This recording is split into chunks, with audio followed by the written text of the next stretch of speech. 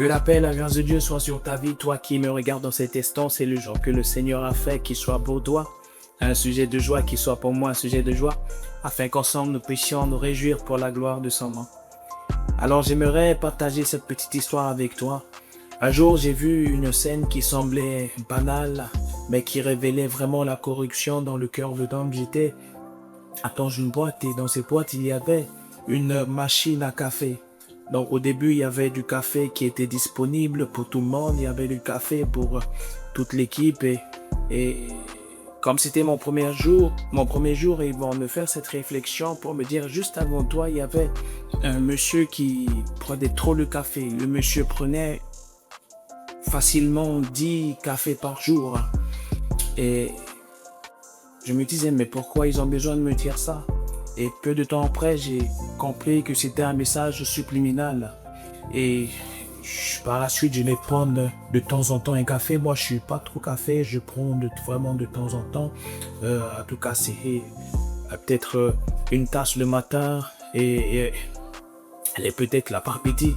Et encore. Et donc, de temps en temps, ça m'arrivait de prendre un café. Et peu à peu, le café va disparaître. Je ne voyais plus le café sur la table. Je ne voyais plus le café. Je ne voyais plus. Et pourtant, la machine à café était là, mais je ne voyais plus le café. Je me suis dit, bon, peut-être que le café est fini, qu'avec le temps, ils vont racheter, etc. Alors, sauf que plus le temps passait, plus le café se faisait simplement rare. Ce qu'ils ont fait, c'est qu'ils ont acheté le café, mais ils ont préféré cacher. Donc, de temps en temps, je les voyais prendre du café entre eux, mais je ne voyais pas le café. Et pourtant, ils prenaient du café. J'ai fini par comprendre qu'ils ont caché le café qu'ils ont caché. J'ai fini par comprendre qu'ils ont manifesté simplement de l'égoïsme. Mais la question que je me suis posée, comment peut-on voler aussi bas? Comment peut-on être aussi égoïste pour du café? C'est vraiment la question que je me suis posée. Et j'ai fini par comprendre que le problème de l'homme n'est pas l'extérieur. Le problème de l'homme n'est pas le paraître, mais le problème de l'homme, c'est son cœur. Le problème de l'homme, c'est pas l'extérieur, mais c'est son cœur. Mais la question que j'aimerais te poser avant d'aller plus loin est quel est l'état de ton cœur? Quel est l'état de ton cœur? L'apôtre Paul dira ceci à Timothée dans 2 Timothée chapitre 3, le verset 15. 2 Timothée chapitre 3. Sache que dans les derniers temps, il y aura des temps difficiles, car les hommes seront égoïstes, amis de l'argent, fanfarons, hautains, blasphémateurs, rebelles à leurs parents, ingrats, irréligieux, insensibles, déloyaux, calomniateurs, intempérants, cruels, ennemis des gens bien, traîtres, emportés, enflés d'orgueil, aimant le plaisir plus que Dieu, ayant l'apparence de la piété, mais reniant ceux qui ont fait la force. Éloigne-toi de ces gens-là. Voilà les conseils que l'apôtre Paul donne à son fils dans la foi, Timothée. Il dira vers le temps de la fin, il y aura ces choses. Vers le temps de la fin, il y aura des hommes égoïstes. Vers le temps de la fin, tu verras ces choses. Oui, l'apôtre Paul était en train de conseiller Timothée. Il disait ces choses pas dans le but de l'effrayer. C'était un avertissement. Il disait ces choses pour le préparer. Il disait ces choses pour ne pas que Timothée soit surpris par la méchanceté de l'homme. Il disait, tu verras ces choses, mais que cela ne t'affecte pas. Que cela ne t'affecte pas, que cela ne te transforme pas, que cela ne change pas ton cœur, que cela ne t'offense pas. Reste fidèle à Dieu. Et c'est ce que nous voyons de nos jours.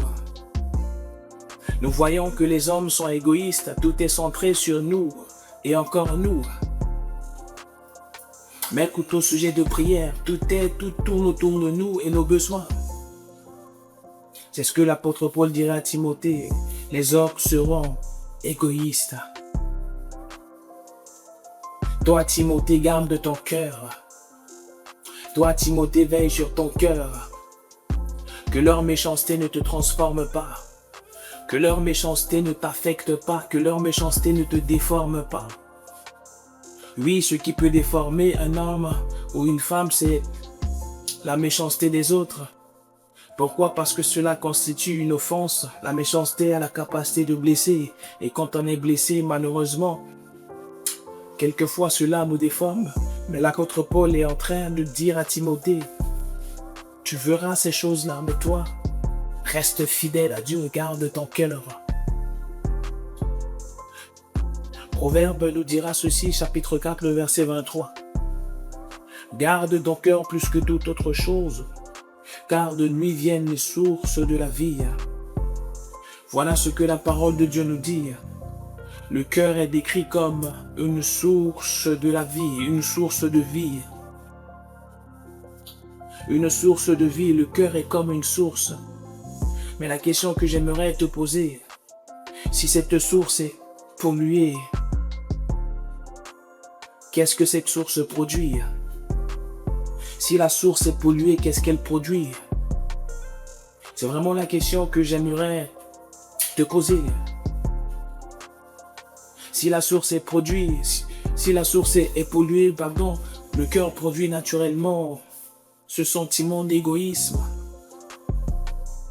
Si le cœur est pollué, si la source est polluée, le cœur devient dur, rigide. Si le cœur est pollué, nous développons la religiosité. Nous prenons l'apparence de piété, mais nous régnons ce qui en fait la force.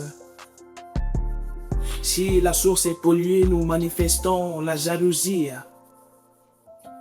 Si la source est polluée, nous sommes spirituellement morts, nous manifestons la mort spirituelle. Et tout ce qui sort de nous n'est que la mort, produit la mort, à défaut de produire la vie. C'est pourquoi nous devons veiller sur nos cœurs, garder notre cœur. Timothée, tu verras ces choses. Tu verras la méchanceté des hommes. Tu verras le rejet des hommes, le mépris des hommes, mais toi, garde ton cœur.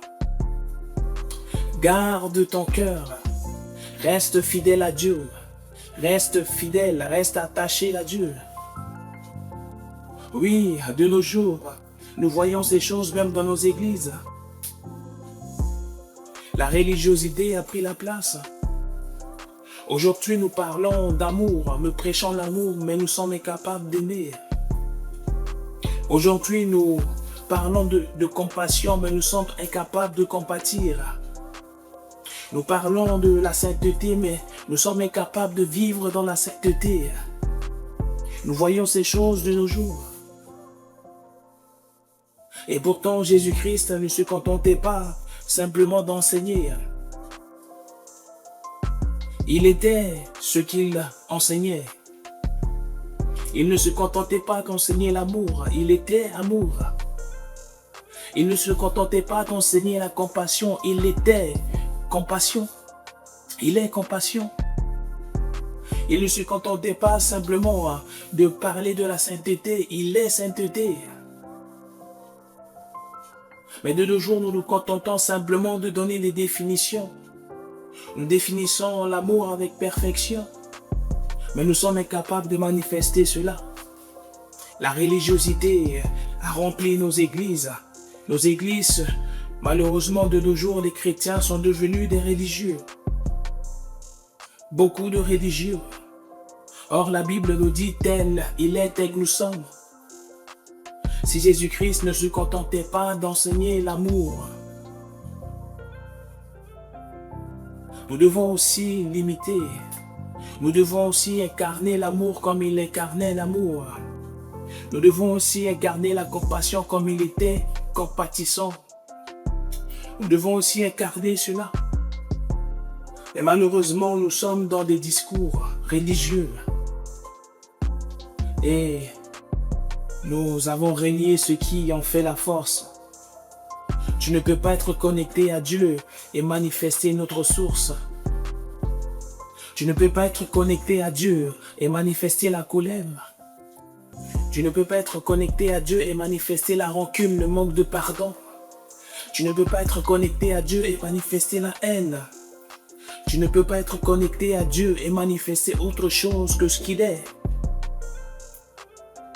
L'Église est devenue égoïste. Maintenant, nous vivons l'égoïsme spirituel. Aujourd'hui, on ne parle plus ou très peu du corps de Christ. On parle beaucoup de dénominations. D'autres diront même que les autres ne sont pas comme nous. Parce qu'on pense qu'on est meilleur que les autres. On refuse d'aider les autres sous prétexte qu'ils ne partagent pas la même doctrine que nous. Mais j'aimerais te dire que la doctrine ne mettra jamais tout le monde d'accord. Ce qui doit nous mettre d'accord, c'est l'amour de Dieu. L'amour de Dieu doit nous mettre d'accord. On ne peut pas prêcher l'amour de Dieu et en même temps manifester son contraire. On ne peut pas dire que Dieu est amour et nous sommes incapables d'aimer nos frères qui n'ont pas la même doctrine que nous. On ne peut pas dire que nous manifestons une doctrine que nous, c'est pourquoi nous ne nous mélangeons pas avec eux. Nous sommes dans la religiosité. Et Jésus-Christ n'est pas venu emmener une religion. Il est venu faire des disciples. Oui, nous sommes corrompus. Nous ne pratiquons pas l'évangile, mais nous sommes dans la religiosité. Même dans nos prières, nous sommes égoïstes. Où tout est centré sur nous, encore nous et toujours nous. Il suffit de voir dans nos églises quand tu prêches, quand tu parles de miracles ou quand tu organises des temps de miracles, de puissance, l'église est remplie. Quand tu parles de mariage, l'église est remplie. Quand tu parles de bénédiction, l'église est remplie. Quand tu parles de prospérité, l'église est remplie. Mais quand tu parles d'intercession, quand tu parles de consécration, quand tu parles de prière pour les nations, quand tu parles de prier pour les autres, l'église est vide. Pourquoi? Parce que nous sommes centrés sur nous-mêmes. Tout tourne autour de nous. Nous sommes devenus tellement égoïstes que l'amour du prochain ne fait même pas partie de notre vocabulaire. Or, Jésus-Christ dira: tu aimeras ton Dieu de tout ton cœur, de toute ta force, de toute ton âme, et tu aimeras ton prochain comme toi-même. Mais la vérité est combien d'entre nous aiment réellement le prochain?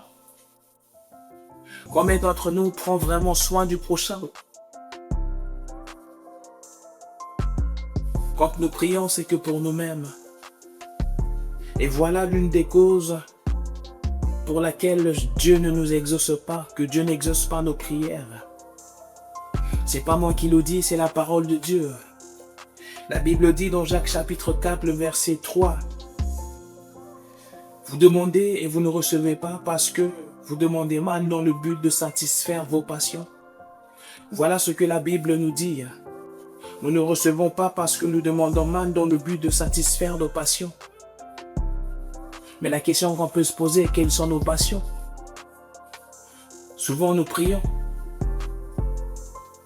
Pour le mariage, je dirais pour 98% des filles, leur sujet tourne autour de cela. Est-ce que c'est mauvais de se marier? Non. Mais nous devons aussi être équilibrés dans notre manière de prier. Nous devons aussi prier pour les autres. Nous devons aussi prier pour nos voisins qui n'ont pas encore connu Jésus. Nous devons aussi prier pour le quartier, prier aussi pour la ville, prier pour le président de la République, prier. Nous devons prier pour eux. Mais tout est centré sur nous. Nous prions pour la bénédiction.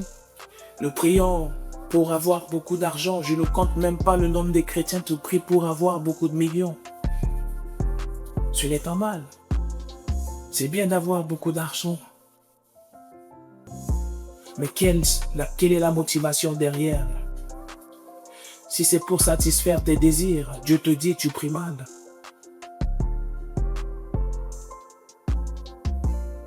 Dieu te dit tu pries mal.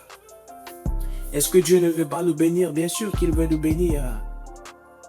Mais il regarde d'abord à nos motivations. Est-ce que nous voulons avoir de l'argent pour satisfaire nos désirs, pour prendre soin des autres? Dieu regarde à tout cela. Nous avons l'exemple de Anne dans la Bible. Anne priait pour avoir un enfant.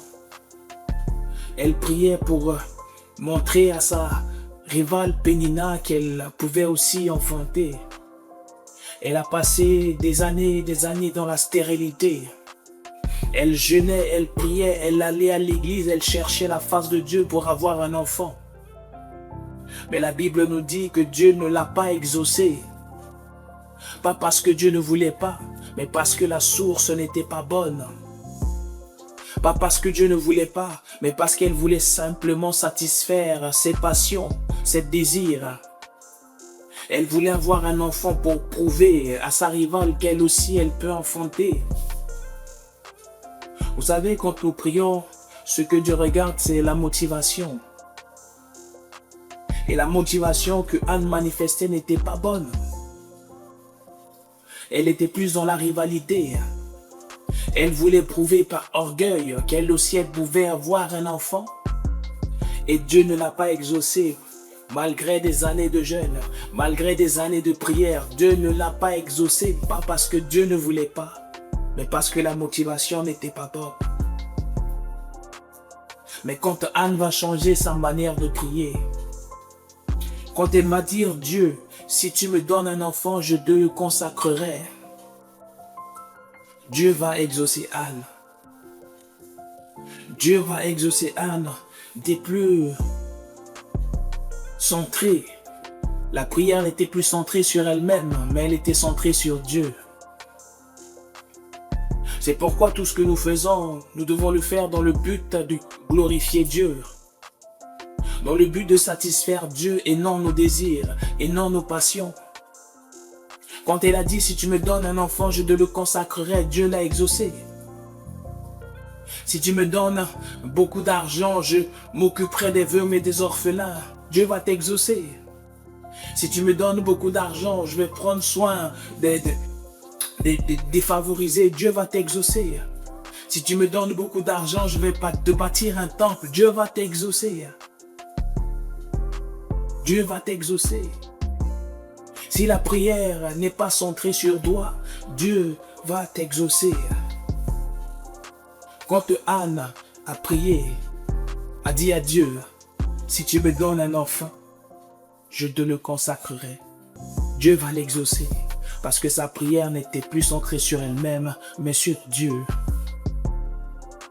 Dieu ne veut pas que nous soyons centrés sur nous-mêmes. D'ailleurs, la vie chrétienne, la marche chrétienne n'est pas égocentrique, c'est christocentrique. Tout est sur Christ, tout est lui et lui seul. Tout est lui et lui seul. Nous sommes tellement égoïstes. Pendant que Jésus-Christ avait commencé son ministère et qu'il baptisait les gens, les disciples de Jean-Baptiste étaient venus le voir pour dire « Maître, celui que tu as baptisé, lui aussi est en train de baptiser là-bas. Et il baptise beaucoup de personnes. » Nous avons toujours cette vision centrée sur nous-mêmes où tout doit tourner autour de nous. Et Jean-Baptiste m'a dit ceci. Ce n'est pas de moi qu'il s'agit. Il faut que je diminue et que lui, il croisse. Où sont passés les Jean-Baptiste dans nos églises? Des hommes capables de laisser les autres s'élever. Des hommes capables de laisser les autres rentrer dans leur ministère. Où sont passés les Jean-Baptiste? Tout est centré sur nous de nos jours. C'est seulement nous, et encore nous, et toujours nous. Au nom de la loyauté, nous avons développé une forme d'égoïsme qui ne dit pas son nom. Jean-Baptiste dira, il faut qu'il croisse et que je diminue. Dieu ne nous appelle pas à vivre une vie centrée sur nous-mêmes. Dieu ne nous appelle pas à cela. Et si l'apôtre Paul a dit ces choses à Timothée, c'était pour l'avertir. Oui, Timothée, tu verras ces choses. Tu verras que la méchanceté, tu verras que les hommes seront égoïstes, mais toi, ne deviens pas comme eux. Toi, ne te laisse pas séduire. Toi, ne te laisse pas contaminer. Toi, ne te laisse pas transformer. Non. Ne deviens pas comme eux. Garde ton cœur. Ne deviens pas comme eux, ne manifeste pas leur méchanceté. Garde ton cœur, Timothée. Garde ton cœur. C'est ce que l'apôtre Paul dira à Timothée. Et il en est de même pour nous, nous devons veiller sur nos cœurs. Nous devons veiller sur nos cœurs.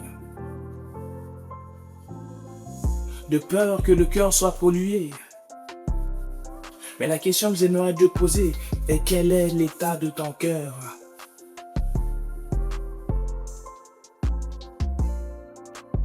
Quelle valeur, quel modèle le Seigneur Jésus-Christ nous a laissé? Quelle valeur centrale il nous a enseigné? Dans Marc chapitre 12 verset 30, Jésus-Christ dira, tu aimeras le Seigneur ton Dieu de tout ton cœur, de toute ta force, de toute ton âme, de toute ta pensée. Jésus-Christ nous dit dans ce passage simplement que nous devons avoir le cœur entier pour Dieu. Nous devons avoir le cœur entièrement tourné vers Dieu. Et si nous sommes connectés à Dieu, nous ne pouvons pas manifester notre nature que ce qu'il est. Un cœur rempli de Dieu ne peut pas manifester la dureté. Un cœur rempli de Dieu ne peut pas manifester la lâcheté. Un cœur rempli de Dieu ne peut pas manifester ce sentiment d'égoïste. Un cœur centré sur Dieu ne peut pas manifester autre chose que ce qu'il est. Mais le problème aujourd'hui dans nos églises n'est pas l'absence de religion, mais c'est l'absence de l'amour. C'est l'absence de l'amour. Mais la question que j'aimerais te poser est quel est l'état de ton cœur? La question n'est pas es-tu chrétien? Mais la question est quel est l'état de ton cœur? Quel est l'état de ton cœur? Quand Dieu regarde ton cœur, qu'est-ce qu'il voit? Est-ce que Dieu peut dire dans ton cœur il y a de l'amour? Est-ce que Dieu peut dire dans ton cœur il y a de la paix, il y a de la joie? Est-ce que Dieu peut dire qu'il y a de la compassion? Est-ce que Dieu peut dire qu'il y a de la générosité? Ou quand il regarde ton cœur, ce qu'il regarde, c'est que tu es égoïste. Tout est centré sur toi. C'est que tu es dur. Tu es indifférent. Tout ce qui concerne les autres ne te touche pas. Tu es incapable d'aider les autres, incapable de tendre la main. Qu'est-ce que Dieu regarde quand il te voit? Qu'est-ce que Dieu regarde quand il te voit? L'apôtre Paul dira à Timothée, ne deviens pas comme ce monde-là. Ne deviens pas religieux. Ne deviens pas égoïste. Ne deviens pas fanfaron. Ne deviens pas ami d'argent. Ne deviens pas comme eux, sois une source de vie. Reste fidèle à Dieu. Parce qu'en dehors de lui, tu ne peux pas manifester la vie. Sois une source de vie, que ton cœur produise l'amour de Dieu, que ton cœur produise la paix de Dieu, que ton cœur produise la compassion, que ton cœur produise la générosité. Car c'est de ton cœur que viennent la source de la vie. Mais la question est, quel est l'état de ton cœur?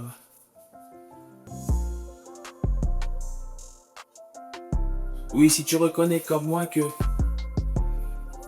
peut-être que la source est polluée, le Seigneur ne te juge pas, il aimerait en ce jour restaurer ta source. C'est pourquoi là où tu es, tu vas faire comme moi, tu vas simplement mettre la main sur ton cœur, parce que la Bible nous dit que c'est lui qui sonde les cœurs. Il est capable de sonder nos cœurs.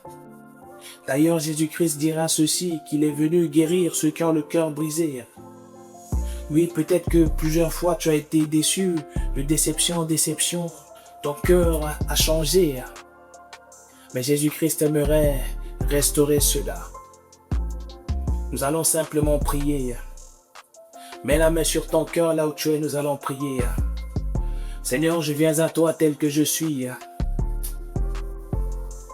Ce matin, je reconnais, ou ce soir, cet après-midi, je reconnais devant toi, peu importe l'heure, je reconnais devant toi que mon cœur est pollué par l'amertume. Mon cœur est pollué par la colère. Mon cœur est pollué par le manque de pardon. Mon cœur est pollué par la haine, la rancune. Et je prie que tu puisses purifier mon cœur. Je prie que tu puisses purifier mon cœur. Tu as dit dans ta parole que tu changeras mon cœur de pierre, le cœur de pierre en cœur de chair. Je prie que tu puisses me donner ce cœur qui manifeste ton amour, qui manifeste ta paix, qui manifeste ta joie, qui manifeste, Seigneur, ta nature. Mais par-dessus tout, donne-moi un cœur obéissant, ce cœur qui obéit à ta parole. Seigneur, merci de ce que tu le fais. Merci de me donner ta paix. Merci de me donner la force de pardonner à tous ceux qui m'ont offensé. Dans le nom de Jésus-Christ, j'ai ainsi prié. Amen. Amen. Si tu as fait cette prière, nous n'allons pas te laisser comme ça.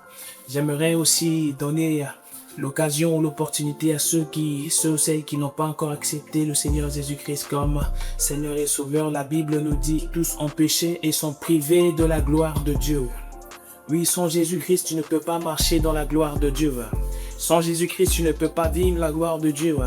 Mais la bonne nouvelle est que le jour du salut, c'est aujourd'hui. Le jour du salut, c'est aujourd'hui. Et l'occasion t'est donnée aujourd'hui de donner ta vie à Jésus. L'occasion t'est donnée aujourd'hui de faire la paix avec Dieu. Oui, si tu acceptes Jésus-Christ comme Seigneur et Sauveur, tu pourras de nouveau marcher dans la gloire de Dieu. Quelle bonne nouvelle! Quelle bonne nouvelle! Romains chapitre 10, le verset 9 nous dit, si tu confesses de ta bouche le Seigneur Jésus-Christ, et si tu crois de ton cœur que Dieu l'a ressuscité des morts, tu seras sauvé. Oui, il te suffit de confesser. Il te suffit de confesser et de croire pour être sauvé. J'aimerais t'encourager et t'inviter à faire cette prière avec moi. Seigneur, je te demande pardon pour tous mes péchés. Je crois que tu es mort et ressuscité le 3e jour pour que je sois sauvé. Aujourd'hui, je te confesse comme mon Seigneur et mon Sauveur. Écris mon nom dans ton livre de vie. Merci pour le pardon de mes péchés. À partir de maintenant, apprends-moi à marcher à ta suite. Remplis-moi de ton esprit. Amen. Félicitations à toi si tu as fait cette prière. Je me réjouis tellement de te compter parmi les enfants de Dieu. Je me réjouis de te compter parmi les enfants de Dieu. Nous n'allons pas te laisser comme ça. Merci de nous envoyer un message. Nous allons garder contact avec toi et nous allons t'envoyer le cadeau de bienvenue. En tout cas, nous réjouissons tellement de te compter parmi nous. Et pour ceux ou celles qui n'ont pas d'église et qui souhaitent de grandir avec nous, merci de nous rejoindre à cette adresse ci-dessous, cette adresse qui s'affichera juste après la vidéo. Mais d'ici là, que Dieu vous garde. À très bientôt. Peace and love.